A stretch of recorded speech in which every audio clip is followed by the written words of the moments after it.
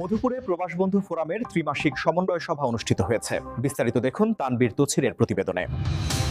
মধুপুরে প্রত্যাশা প্রকল্পের আওতায় ব্র্যাক মাইগ্রেশন ফোরামের ত্রিমাসিক সমন্বয় সভা অনুষ্ঠিত। 26শে নভেম্বর 2025 সোমবার টাঙ্গাইল মধুপুরে চারালজানিতে প্রবাসবন্ধু ফোরামের আয়োজনে নিরাপদ অভিবাসন ও বিদেশ ফেরত সংক্রান্ত বিষয়ে সমন্বয় সভা অনুষ্ঠিত হয়। সভায় সভাপতিত্ব করেন অবসরপ্রাপ্ত শিক্ষক আব্দুল মজিদ এবং সঞ্চালনায় ছিলেন ফোরামের সাধারণ সম্পাদক মোহাম্মদ ফরহাদুল ইসলাম মানিক।